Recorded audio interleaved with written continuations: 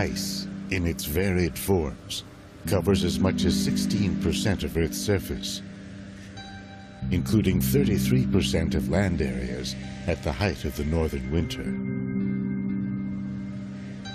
Glaciers, sea ice, permafrost, ice sheets, and snow play an important role in Earth's climate. They reflect energy back to space, shape ocean currents,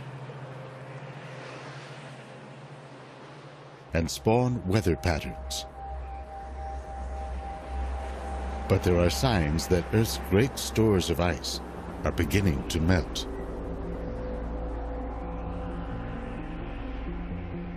To find out where Earth might be headed, scientists are drilling down into the ice and scouring ancient seabeds for evidence of past climate change. What are they learning about the fate of our planet, 1,000 years into the future, and even beyond?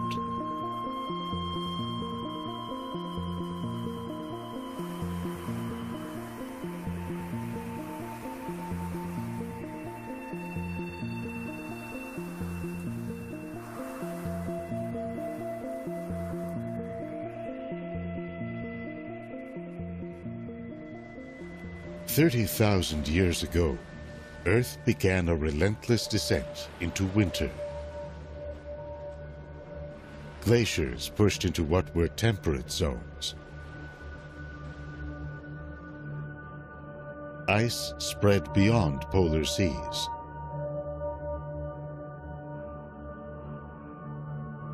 New layers of ice accumulated on the vast frozen plateau of Greenland.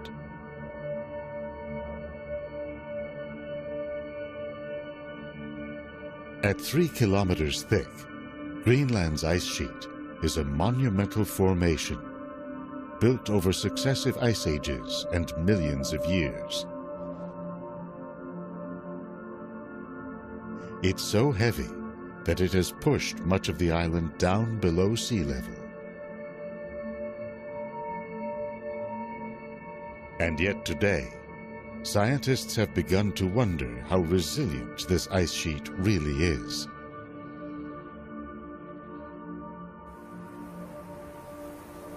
Average global temperatures have risen about 1 degree Celsius since the Industrial Revolution.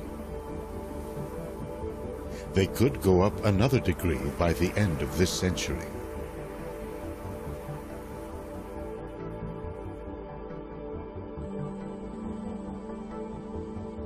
If Greenland's ice sheet were to melt, sea levels would rise by over 7 meters.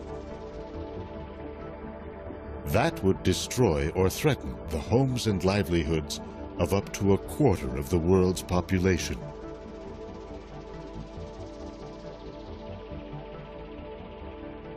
These elevation maps show some of the areas at risk. Black and red are less than 10 meters above current sea level. The southeastern United States, including Florida and Louisiana, Bangladesh, the Persian Gulf, parts of Southeast Asia and China. That's just the beginning. With so much at stake, scientists are monitoring Earth's frozen zones with satellites, radar flights, and expeditions to drill deep into ice sheets.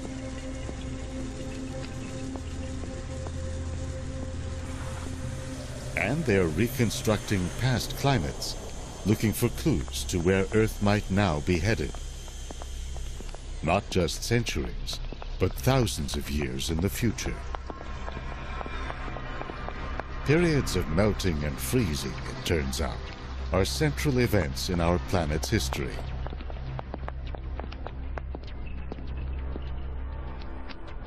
That's been borne out by evidence ranging from geological traces of past sea levels, the distribution of fossils, chemical traces that correspond to ocean temperatures, and more.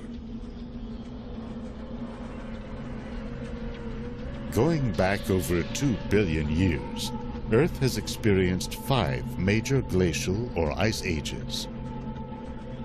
The first, called the Huronian, has been linked to the rise of photosynthesis in primitive organisms. They began to take in carbon dioxide, an important greenhouse gas. That decreased the amount of solar energy trapped by the atmosphere, sending Earth into a deep freeze.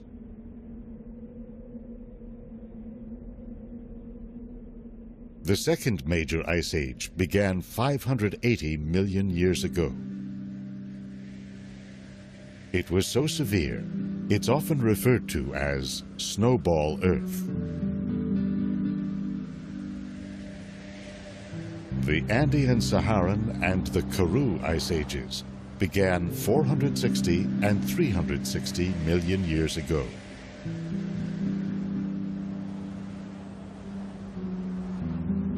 Finally, there's the Quaternary, from 2.6 million years ago to the present. Periods of cooling and warming have been spurred by a range of interlocking factors. Volcanic events, the evolution of plants and animals, patterns of ocean circulation, the movement of continents. The world as we know it was beginning to take shape in the period from 90 to 50 million years ago. The continents were moving toward their present positions. The Americas separated from Europe and Africa. India headed toward a merger with Asia. The world was getting warmer. Temperatures spiked roughly 55 million years ago, going up about 5 degrees Celsius in just a few thousand years. CO2 levels rose to about 1,000 parts per million, compared to 280 in pre-industrial times and 390 today.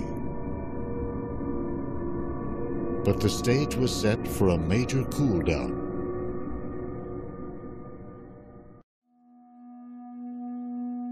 The configuration of land masses had cut the Arctic off from the wider oceans.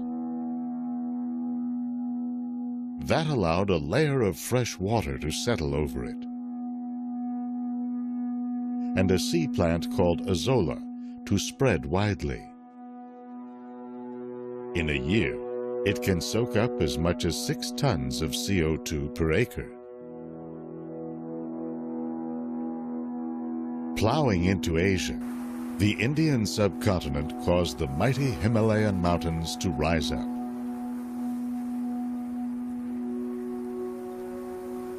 In a process called weathering, rainfall interacting with exposed rock began to draw more CO2 from the atmosphere, washing it into the sea.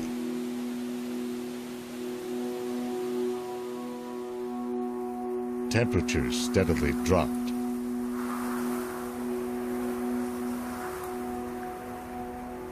By around 33 million years ago, South America had separated from Antarctica. Currents swirling around the continent isolated it from warm waters to the north. An ice sheet formed. In time, with temperatures and CO2 levels continuing to fall, the door was open for a more subtle climate driver.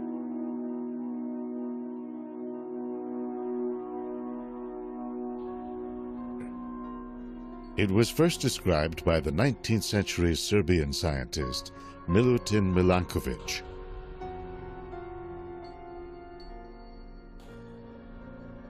He saw that periodic variations in Earth's rotational motion altered the amount of solar radiation striking the poles.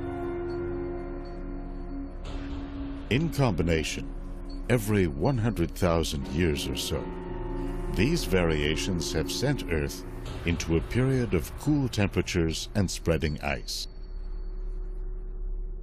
Each glacial period was followed by an interglacial period in which temperatures rose and the ice retreated.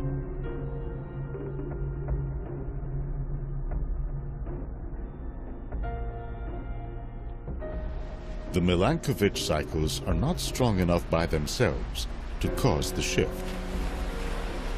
What they do is get the ball rolling.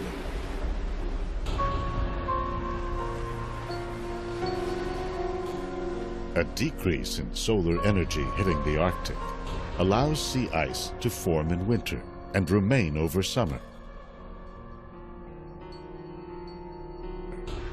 Then to expand its reach the following year. The ice reflects more solar energy back to space.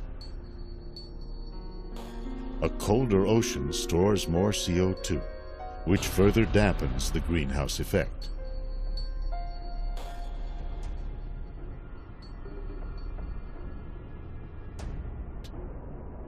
Conversely, when ocean temperatures rise, more CO2 escapes into the atmosphere, where it traps more solar energy.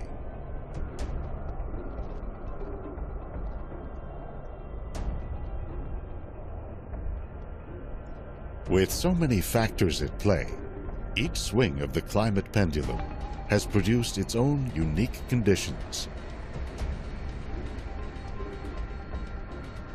Take, for example, the last interglacial, known as the Eemian, from 130 to 115,000 years ago.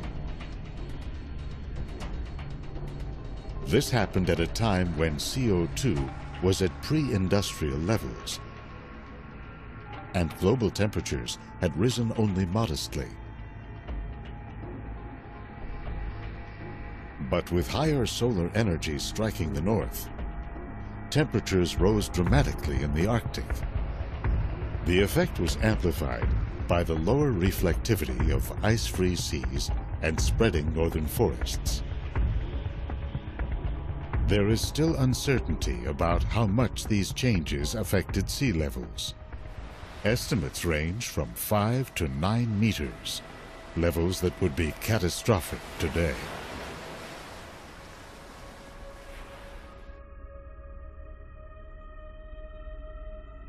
That's one reason scientists today are intensively monitoring Earth's frozen zones, including the ice sheet that covers Greenland.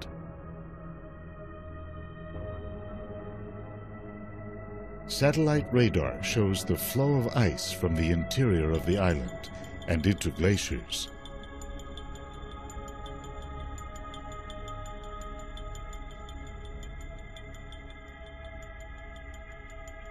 In the eastern part of the island, glaciers push slowly through complex coastal terrain.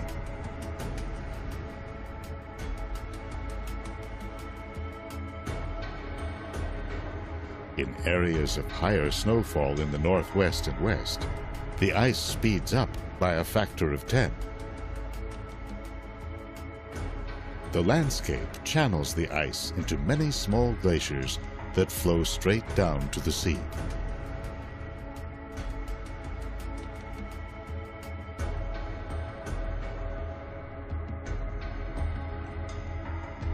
In the distant past, the center of the island may have been drained by a giant canyon, recently discovered.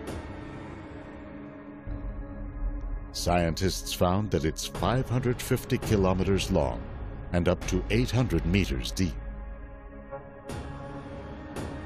It leads from Greenland's interior to one of today's most volatile glaciers. This is the Petermann Glacier in northwest Greenland. Amid unusually warm summer temperatures in 2012, satellites tracked a giant iceberg as it broke off and moved down the glacier's outlet channel. At about 31 square kilometers, this island of ice stayed together as it floated along. After 2 months, it finally began to fragment.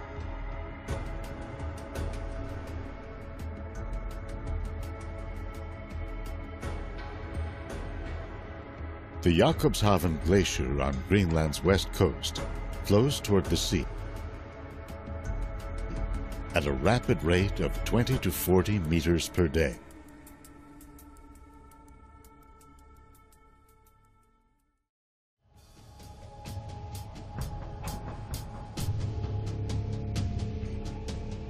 At the ice front, where the glacier meets the sea, Jakobshavn has been retreating as it dumps more and more ice into the ocean.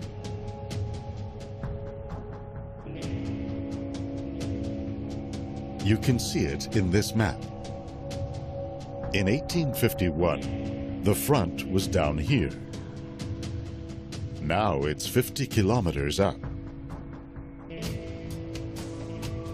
One reason, scientists say, is that water seeping down into its base is acting like a lubricant.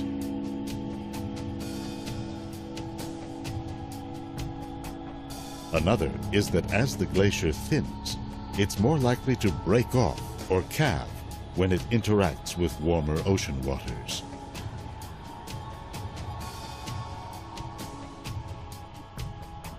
Scientists are tracking the overall rate of ice loss with the GRACE satellite. They found that from 2003 to 2009, Greenland lost about 1 trillion tons, mostly along its coastlines.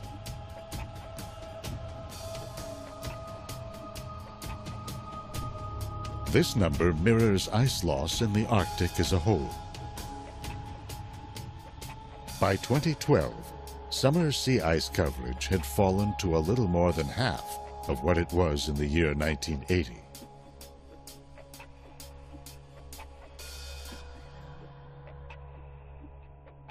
While the ice rebounded in 2013, the coverage was still well below the average of the last 3 decades.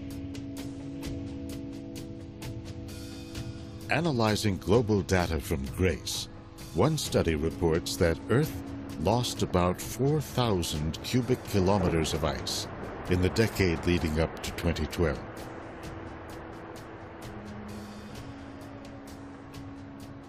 Sea levels around the world are now expected to rise about 1 meter by the end of the century. What will happen beyond that? To gauge the resilience of Greenland's great ice sheet, scientists mounted one of the most intensive glacial drilling projects to date, the North Greenland Eemian Ice Drilling Project, or NEAM. The ice samples they obtained from the height of the Eemian warming told a surprising story. If you were a visitor to northern Greenland in those times, you would have stood on ice over 2 kilometers thick. Temperatures were warmer than today by about 8 degrees Celsius, and yet the ice had receded by only about 25%, a relatively modest amount.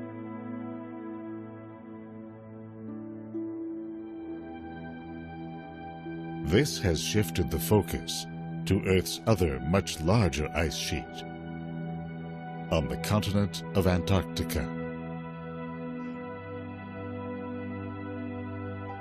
Antarctica contains 90% of all the ice and 70% of all the fresh water on the Earth.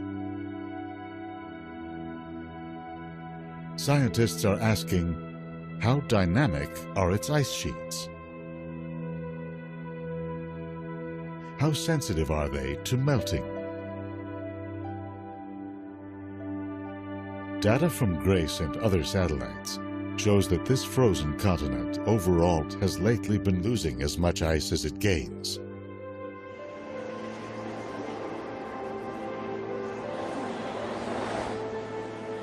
The vast plateau of Antarctic ice is one of the driest deserts on Earth.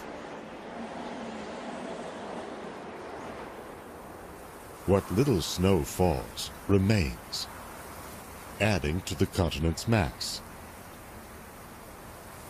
You can see evidence of this in the snow and ice that piles up at the South Pole Research Station.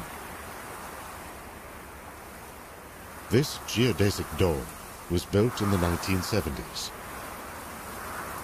By the time it was decommissioned in 2009, the entrance was nearly buried.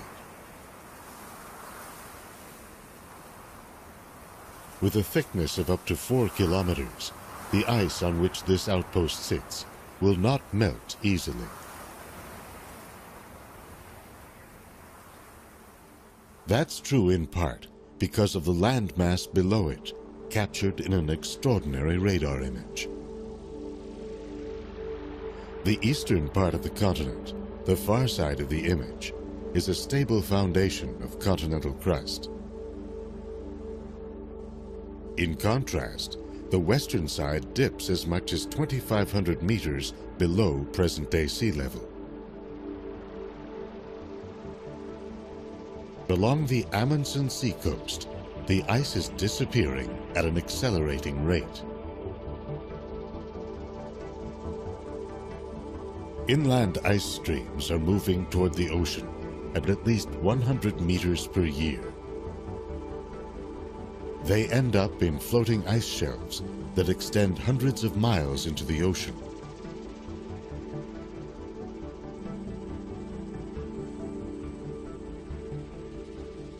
This is the Pine Island Glacier, a major area of focus for researchers investigating the impact of a warming climate. This region is the greatest source of uncertainty about global sea level projections. When ice shelves like this grow, they become prone to fracturing. A giant crack, for example, recently appeared in the Pine Island Glacier. Within 2 years, a 720 square kilometer iceberg had broken off.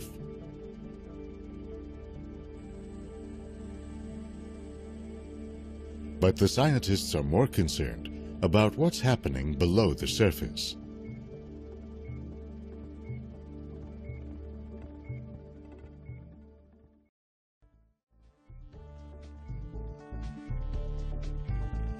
In recent times, the Southern Ocean that swirls around the continent has been getting warmer, at the rate of 0.2 degrees Celsius per decade. That has affected ice shelves like Pine Island by melting them from below.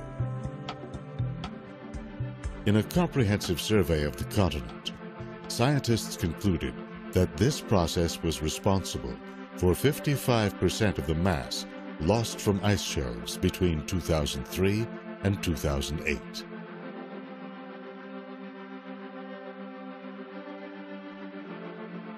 It's also been blamed for one of the more puzzling twists in the story of climate change: the spread of sea ice all around Antarctica.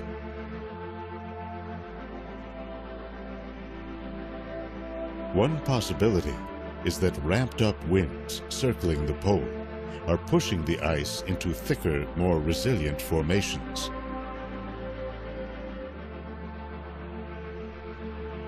Another is that the melting of ice shelves has spread a layer of cold, fresh water over coastal seas, which readily freezes.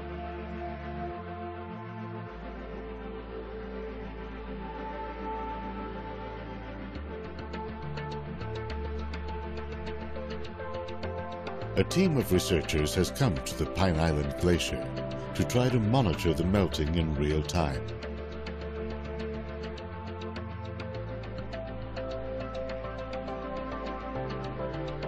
After 5 years of preparation, they drilled through 500 meters of ice to begin measuring ice volume, temperature, salinity, and flow.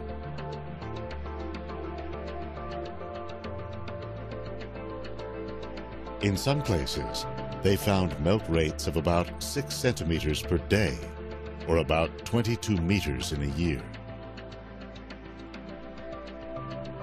Because ice shelves hold back inland glaciers, the melting could trigger larger changes. That's likely what happened to the Larsen ice shelf on the Antarctic Peninsula in the year 2002.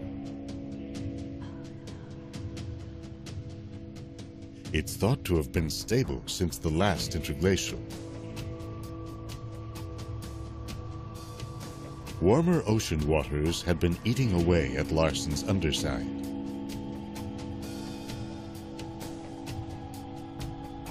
By early February of 2002, the shelf began to splinter into countless small icebergs.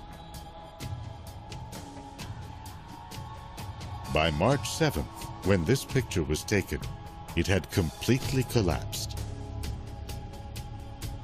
forming a vast slush that drifted out to sea.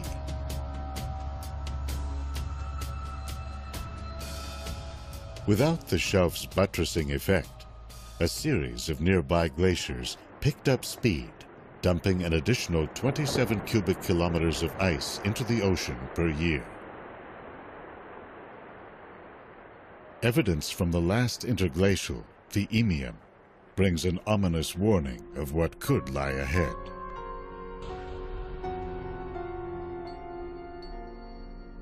It's based on the height of ancient coral reefs, which grow to a depth relative to the sea level above them.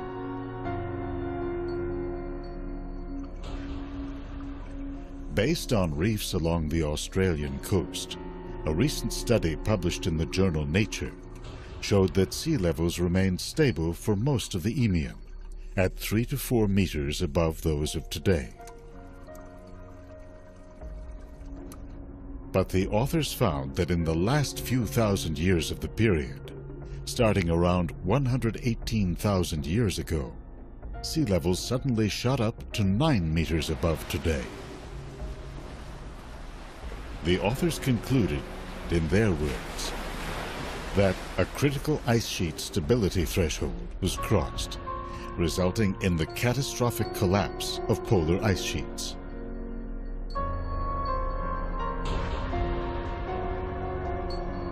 Looking ahead, uncertainties about the future of our climate abound. According to one study, the long cool down to the next glacial period is due to start in the next 1,500 years or so, based on the timing of Milankovitch cycles.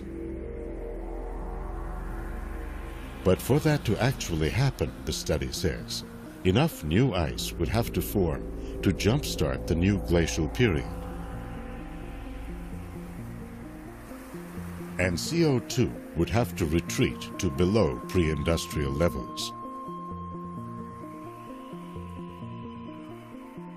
Instead, it appears that a warming climate is becoming a fact of life.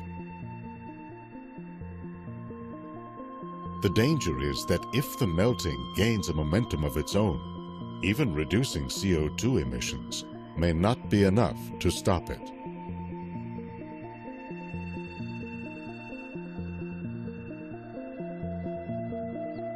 The still unfolding story of Earth's past tells us about the mechanisms that can shape our climate. But it's the unique conditions of our time that will determine sea levels, ice coverage, and temperatures.